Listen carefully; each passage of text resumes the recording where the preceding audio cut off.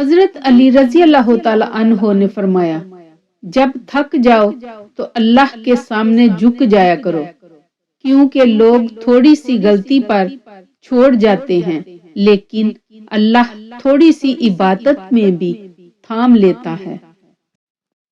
یہ سچ نہیں کہ لوگ بوڑھے ہو جاتے ہیں تو خواب نہیں دیکھتے، بلکہ سچ یہ ہے کہ جب وہ خواب دیکھنا چھوڑ دیتے ہیں تو بوڑھے ہو جاتے ہیں۔ کوئی انسان دنیا کے سارے علوم سیکھ لے، اگر اس نے اپنے رب کو نہیں پہچانا تو اس نے کچھ نہیں سیکھا۔ ماں باپ کی تکلیف کو نظر انداز مت کیجیے، یہ جب بچھڑ جاتے ہیں تو ریشم کے تکیے پر بھی نیند نہیں آتی۔ اللہ تعالی سے جب بھی مانگو بھروسے کے ساتھ مانگو، کیونکہ وہ تب بھی دیتا ہے جب تم نہیں مانگتے۔ پھر یہ کیسے ممکن ہے کہ تم مانگو اور وہ عطا نہ کرے؟ پریشان ہونے والوں کو کبھی نہ کبھی سکون مل ہی جاتا ہے، لیکن پریشان کرنے والے ہمیشہ سکون کی تلاش میں ہی رہتے ہیں۔ سچے آدمی کی ایک خاص نشانی یہ بھی ہوتی ہے کہ اس کا لہجہ ذرا سخت اور تلخ ہوتا ہے۔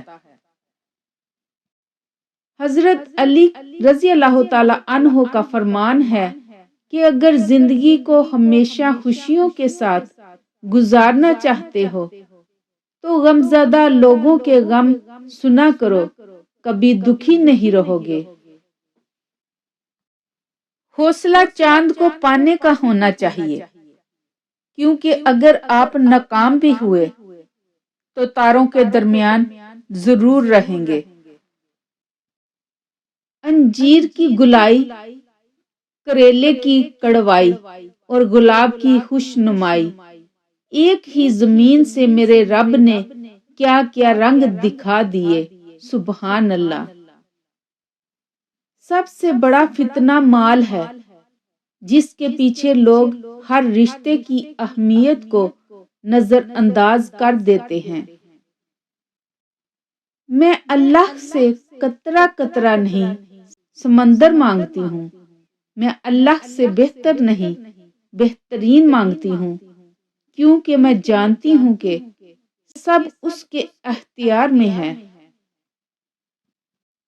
مخلص شخص کا سخت لہجہ برداشت کیا کرو، ورنہ منافق شخص کا میٹھا لہجہ تمہیں برباد کر دے گا۔ جنہیں اپنی غلطی کا احساس نہ ہو، ان سے دوبارہ تعلق رکھنے کا یہ مطلب ہوتا ہے کہ بندہ ان سے کہہ رہا ہو کہ اس بار ٹھیک سے ذلیل کرنا، پچھلی دفعہ کچھ کسر رہ گئی تھی۔ ہم نفرتوں کے اس قدر عادی ہو چکے ہیں کہ محبتیں بانٹنے والے کو بھی شک کی نگاہ سے دیکھتے ہیں۔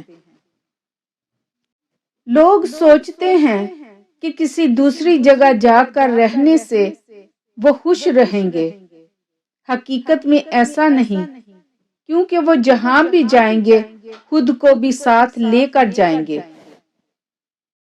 عورت کو اگر دل فریب باتیں کر کے مرد کا دل جیتنا آ جائے تو وہ مرد کے دل کے بہت قریب ہو جاتی ہے۔